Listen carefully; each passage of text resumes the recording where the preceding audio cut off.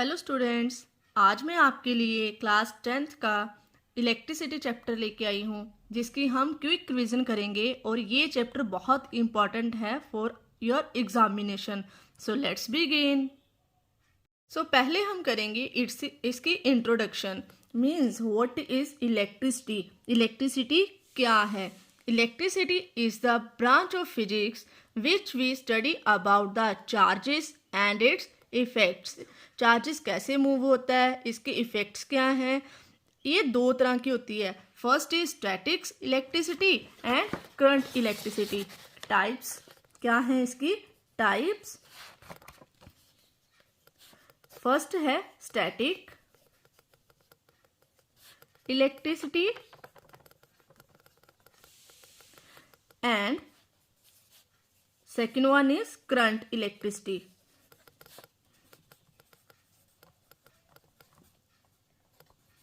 अब स्टैटिक का मीन क्या है? Static means rest. हम उस चार्ज के बारे में पढ़ेंगे जो कि रेस्ट पे है और इसकी अदर नाम से भी जाना जाता है, वो है इलेक्ट्रोस्टैटिक, जो आप हायर क्लासेस में पढ़ोगे। इलेक्ट्रोस्टैटिक्स मीन्स वो वाले चार्ज जो रेस्ट पे हैं उनकी स्टडी को बोलते हैं इलेक्ट्रोस्टैटिक्स।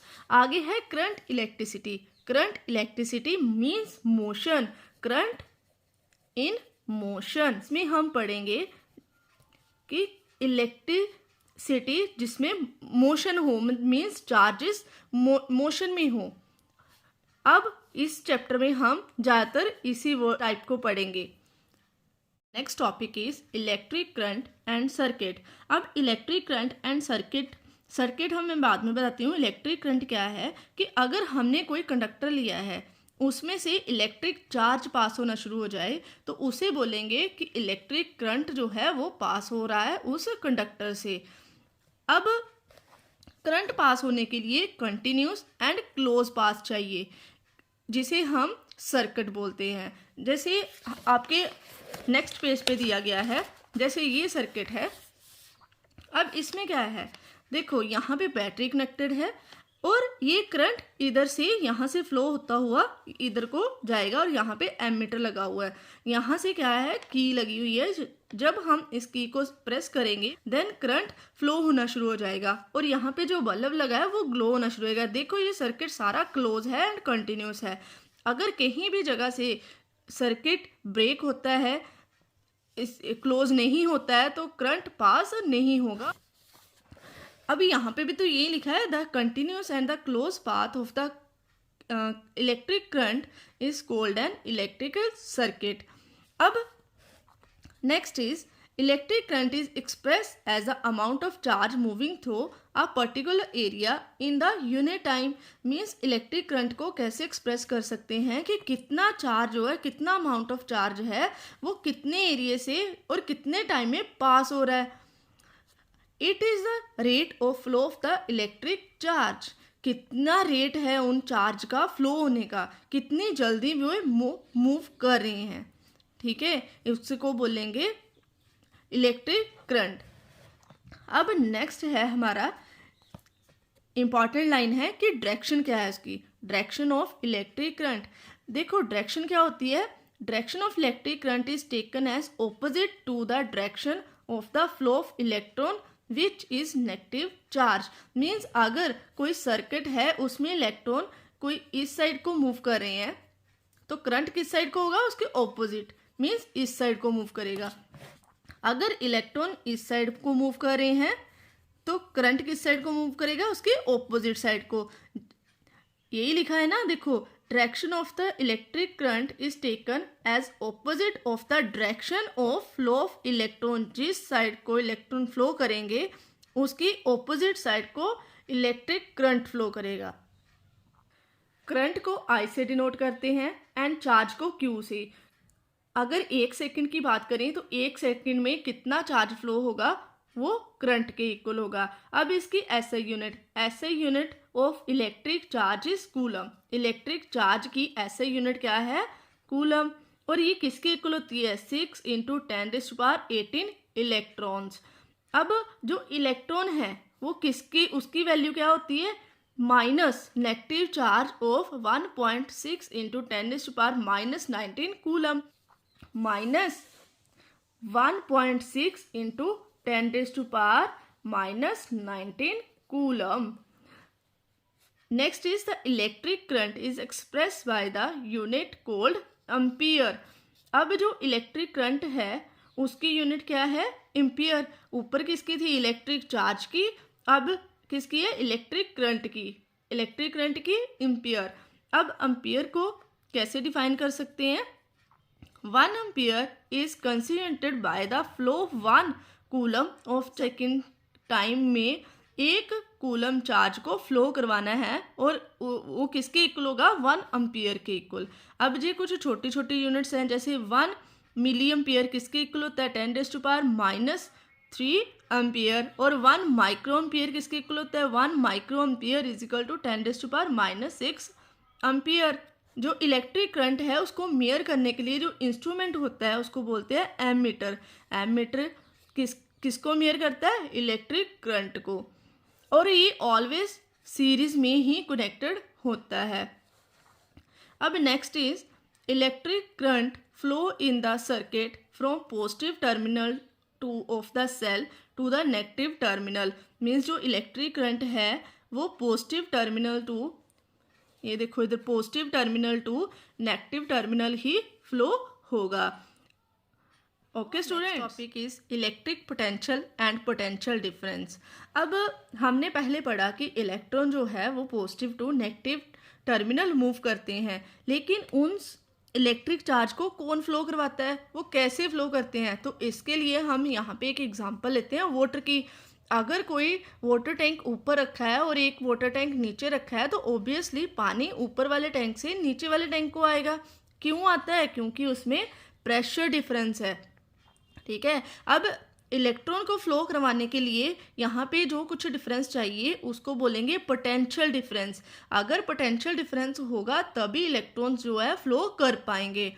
ये पोटेंशियल डिफरेंस कौन प्रोड्यूस करता है? बैटरी. जो सर्किट के बीच में बैटरी लगी होती है उसमें पोटेंशियल डिफरेंस पैदा होता है जिसकी वजह से इलेक्ट्रॉन जो है वो मूव करना शुरू करते हैं. इसमें क्या होता है? बैटरी में एक केमिकल एक्शन होता है within the cell. Chemical action जो है वो उसमें पोटेंशियल डिफरेंस जो है जनरेट करता है. Generate the potential difference across the terminal. Means एक साइड उसकी, अगर ये कोई बैटरी लगी है, एक साइड पे ज़्यादा पोटेंशियल होगा, एक साइड पे कम होगा. ऑब्वियसली जिस साइड को ज़्यादा है उस साइड से लो वाली साइड को जाएगा. तो ये क्या है हमारा? Potential difference. अब पोटेंशियल डिफरेंस होता क्या है? Potential difference between 2 points in an electric circuit carries some current as the work done to moving a unit charge from one end to another. The other means एक कोई conductor है जिसके 2 ends हैं. अब एक एंड से दूसरे and तक एक यूनिट चार्ज मूव करवाने के लिए कितना वर्क डन लगता है उसको क्या बोलेंगे? Potential difference. Means potential difference between the 2 ends is equal to work done over charge. और पोटेंशियल डिफरेंस को V से डिनोट करेंगे और वर्क डन को W से, चार्ज को Q से. इसकी SI यूनिट होती है वोल्ट. अब जैसे 1 एम्पियर पढ़ा था वैसे ही 1 वोल्ट पढ़ेंगे. 1 वोल्ट क्या है कि 1 volt is equal to 1 joule over 1 coulomb. Means 1 volt is the potential difference between the 2 points in a current carrying conductor when 1 joule of work is done. Means work कितना हो हमारा? 1 joule. 1 joule work लगे किसको move करवा? 1 coulomb charge को move करवाने में 1 joule जब वर्क लगता है तो उसको बोलेंगे 1 वोल्ट. आप इसको ऐसे भी लिख सकते हो जूल, और ये ऊपर जाके आएगा इनवर्स 1 जूल कूलम इनवर्स. अब जो पोटेंशियल डिफरेंस को इंस्ट्रूमेंट मेयर करता है उसे बोलेंगे वोल्ट मीटर, और ये always connected in parallel. Circuit diagram. अब इसमें हम कुछ डायग्राम देखेंगे और उससे समझेंगे कि कौन सा डायग्राम कौन से सर्किट के लिए होता है. अब पहला है एन इलेक्ट्रिक सेल. अब सेल को एक साइड, इसकी जो बड़ी वाली साइड होती है वो पॉजिटिव होती है, जो छोटी वाली साइड है वो नेगेटिव होती है। दो, इसको बोलेंगे सेल। अगर 2-3 सेल इकट्ठे ज्वाइन हो जाएं तो उसको बोलेंगे बैटरी। आगे है प्लग की और स्विच ओपन। अगर स्विच को ओपन करते हैं तो उसका सिंबल ऐसे होता है। अगर स्विच क्लोज है तो उसके बीच में आपको डॉट दिखेगा। अगर वायर ज्वाइंट है मीन्स एक वायर के साथ दूसरी ज्वाइंट है तो बीच में डॉट होगा। अगर wire crossing without joining, wires cross हो रही हैं लेकिन वो ज्वाइन नहीं है मीन्स उसको हम ऐसे नहीं शो करेंगे, ऐसे करके थोड़ा सा कर्व शेप में करेंगे, मीन्स ये आपस में ज्वाइन नहीं है। इलेक्ट्रिक बल्ब को आप ऐसे भी नोट कर सकते हो और ऐसे भी कर सकते हो। नेक्स्ट है रजिस्टर ऑफ रेजिस्टेंस। इसका सिंबल ऐसा होता है। रियोस्टेट दो तरह से रिप्रेजेंट कर सकते हैं। एम मीटर को ए के साथ और वोल्ट मीटर को वी के साथ डिनोट किया जाता है। Next topic is Ohm's law. इसमें क्या होता है, ये आपके पेपर के लिए बहुत ही ज़्यादा इंपॉर्टेंट है। बार बार क्वेश्चन, ये वाला क्वेश्चन एग्जाम में पूछा जाता है। इसमें क्या होता है कि वी क्या है, पोटेंशियल डिफरेंस डायरेक्टली प्रोपोर्शनल होता है करंट के, कि जितना ज़्यादा पोटेंशियल डिफरेंस होगा उतना ही ज़्यादा करंट फ्लो होगा। अब ये देखो इसकी definition, the potential difference V across the end of the given metallic wire in an electric circuit is directly proportional to the current flowing through it। Means जितना ज़्यादा पोटेंशियल डिफरेंस होगा उतना ही ज़्यादा करंट फ्लो करेगा। Obviously जितना ज़्यादा difference होगा उतना ही ज़्यादा करंट आएगा। जैसे हमने वाटर टैंक की एग्जांपल ली थी कि जितना ज़्यादा पानी ऊंचा होगा उतना ही ज़्यादा प्रेशर और उतनी ही जल्दी वो नीचे आएगा। यही एग्जांपल इसमें आप सोच सकते हो कि जितना ज़्यादा पोटेंशियल डिफरेंस होगा बैटरी के अंदर उतना ही करंट फ्लो करेगा। अब अगर हम इसको ग्राफ से समझें तो ग्राफ में क्या है, देखो एक साइड पे आपके पोटेंशियल डिफरेंस है, दूसरी साइड पे करंट। जितना ज़्यादा पोटेंशियल डिफरेंस होगा ऑब्वियसली अगर यहाँ तक पोटेंशियल डिफरेंस है तो करंट भी यहाँ तक होगा, इतना ही इंक्रीज करेगा। अब अगर पोटेंशियल डिफरेंस थोड़ा सा बढ़ा दी, अगर पोटेंशियल डिफरेंस थोड़ा और ज़्यादा कर दें तो करंट भी ज़्यादा हो जाएगा। ऐसे ही करते करते हमारी स्ट्रेट लाइन आएगी। मीन्स पोटेंशियल डिफरेंस और करंट के बीच में क्या ग्राफ होगा, स्ट्रेट लाइन। दोनों आपस में डायरेक्टली प्रोपोर्शनल होंगे। This is our Ohm's law. अगर अब जो पोटेंशियल डिफरेंस है वो डायरेक्टली प्रोपोर्शनल है आई के, तो अगर हम आई को इसके नीचे ले जाएं और प्रोपोर्शनलिटी का साइन हटा के यहाँ पे आर आ जाए तो आर क्या है हमारा, एक कांस्टेंट जिसका अदर नेम है रेजिस्टेंट। रेजिस्टेंट क्या होता है, ये एक ऐसी प्रॉपर्टी है कंडक्टर की जो रेजिस्ट करती है किसको, उसके चार्ज को फ्लो होने पे। Means it is the property of conductor to resist the flow of a charge को फ्लो होने को रेजिस्ट करती है, मतलब उसको रोकती है। इसकी ऐसे यूनिट क्या है, ओम, और इसको इस सिंबल से रिप्रेजेंट किया जाता है, मीन्स ऐसे। इसका रिलेशन क्या होगा, R = V/I। अब अगर 1 ओम को देखें तो 1 ओम किसके इक्वल होगा, 1 V/1 एम्पियर। अब यहाँ से हम देख सकते हैं कि अगर करंट, अब ये वैल्यू हम देखें I की वैल्यू क्या आएगी, V/R। अब यहाँ से अगर हम देखें तो करंट क्या है, इसके इन्वर्सली प्रोपोर्शनल है, मीन्स I इन्वर्सली प्रोपोर्शनल है 1/R के। It is obvious from the equation this the current through a resistance is inversely proportional to its resistance. The resistance is double the current gets half. Means अगर resistance ज़्यादा होगा तो current कम हो जाएगा। Okay students, next is factor on which the resistance of a conductor depend. Means कि हम वो वाले फैक्टर पढ़ेंगे जिस पे रेजिस्टेंस जो है कंडक्टर का डिपेंड करता है। ये बहुत इम्पॉर्टेंट है, एग्ज़ाम में ये क्वेश्चन पूछा जाता है।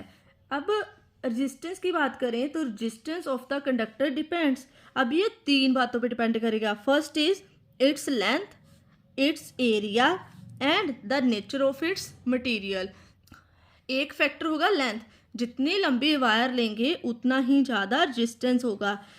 कितनी मोटी या पतली लेंगे उस पर भी डिपेंड करेगा, और कैसा मटेरियल है उसका उस पर भी डिपेंड करेगा। अब अगर हम रिलेशन की बात करें, first relation on its length means resistance directly proportional है उसके लेंथ के, रेजिस्टेंस इनवर्सली प्रोपोर्शनल है उसके एरिया के। मीन्स अगर मोटी वायर लेंगे तो रेजिस्टेंस जो है वो कम हो जाएगा।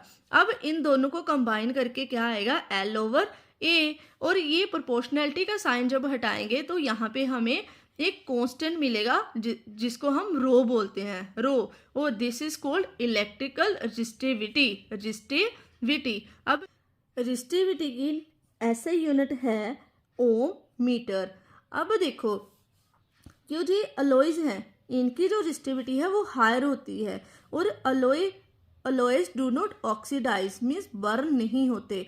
इसी वजह से इनको इलेक्ट्रिक हीटिंग डिवाइसेस बनाने में यूज़ किया जाता है।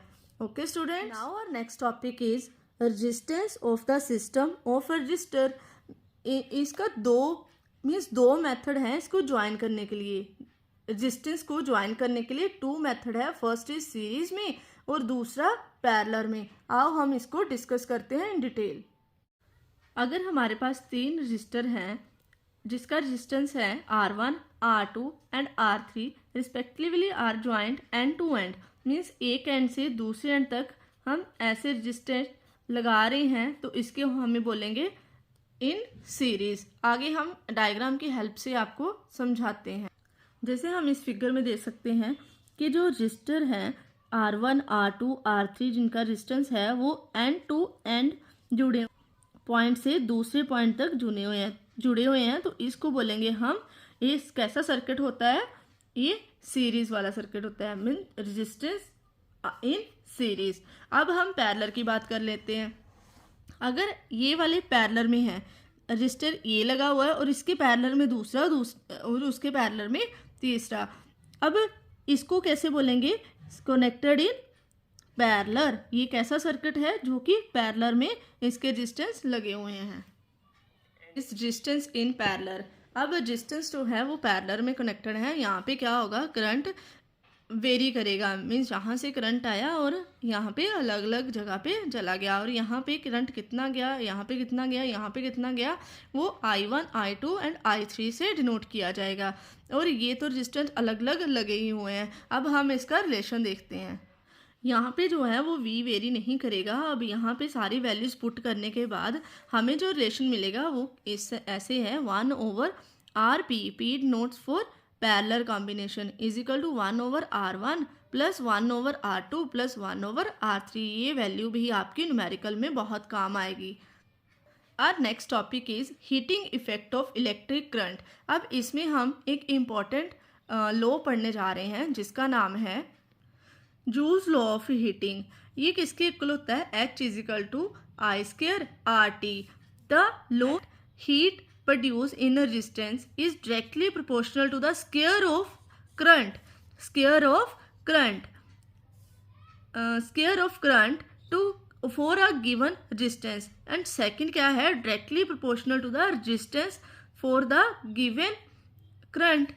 and third is directly proportional to the time. Joule of heating है वो किसके डायरेक्टली प्रोपोर्शनल है, square of its current and resistance and it's time. हम इसकी कुछ प्रैक्टिकल एप्लीकेशन देख लेते हैं। Practical application of heating effect of electric current. अब देखो, अगर हम कोई चीज़ बहुत देर तक खिला रखते हैं, जैसे फ्रिज है, अगर फ्रिज की बात करें मतलब अंदर से देखेंगे तो बहुत ज़्यादा ठंडा होता है, लेकिन अगर जैसे ही उसको पीछे की तरफ से हाथ लगाएंगे तो ये बहुत ज़्यादा गर्म होता है। ये क्यों है, ये इलेक्ट्रिक मीन्स हीटिंग क्यों होती है, क्या ये सारी वेस्ट हो जाएगी? जब वेस्ट होती है तो इसके लिए हमें कुछ इम्प्लायंस देखने होंगे, जरन होगी, इलेक्ट्रिक टोस्टर हो गया, या इलेक्ट्रिक ओवन हो गया, केटल होगी, या हीटर हो गए। इसमें बेटा क्या यूज़ होता है, इसमें निक क्रोम की वायर यूज़ होती है। ये बेसिकली क्या है, ये अलॉय है। अलॉय में लोहे का रेजिस्टिविटी कितनी होती है, हाई। रेजिस्टिविटी हाई है तो ये क्या करेगा, ज़्यादा रेजिस्टेंस होगा इसका। अब ज़्यादा रेजिस्टेंस होगा तो ज़्यादा हीट प्रोड्यूस होगी, जिसकी वजह से ये सारे एम्प्लॉयज़ काम करते हैं। अब नेक्स्ट इसकी एप्लीकेशन है, the electric heating is also use to produce light. जैसे बल्ब में क्या होता है, टंगस्टन यूज़ की जाती है और जिसका मेल्टिंग पॉइंट है 3380। अब नेक्स्ट है, इसकी नेक्स्ट एप्लीकेशन है फ्यूज़। इसका फ्यूज़ का जो मेल्टिंग पॉइंट है वो बहुत ज़्यादा लो है।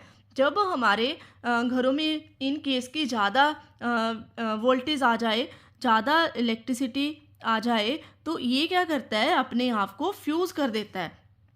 तो इससे क्या होता है कि सारा जो हमारा सर्किट होता है वो स्टॉप हो जाता है, हमारी जो चीज़ें हैं वो बर्न होने से बच जाती हैं। ये सेफ्टी रीजन से घरों में लगाया जाता है। तो ये इसकी कुछ प्रैक्टिकल एप्लीकेशन हो गई। Our next topic is electric power. अब इलेक्ट्रिक पावर क्या है, the rate of doing work is power, और इसको ऐसे भी लिख सकते हैं, the rate of consumption of energy, means कितनी कंजप्शन हो रही है एनर्जी की। जैसे हम बोलते हैं ना कि हमारे इतनी, इसी एम्प्लॉय ने इतनी एनर्जी कंज्यूम की है, तो वो चीज़ है P = VI, और इसको ऐसे भी डिनोट करते हैं, मीन्स ये भी इसका रिलेशन है जो कि न्यूमेरिकल्स में काम आता है। 1 वोल्ट किसके इक्वल होता है, 1 volt into 1 ampere. Thank you students. अगर आपको ये चैप्टर अच्छे से समझ आया है तो आप मेरे वीडियो को लाइक करें एंड चैनल को सब्सक्राइब करें, सो दैट कि नेक्स्ट जो मैं आगे इंपॉर्टेंट चैप्टर की क्विक रिवीजन लेके आऊँगी उसका नोटिफिकेशन आप तक पहुँच सके। Thank you.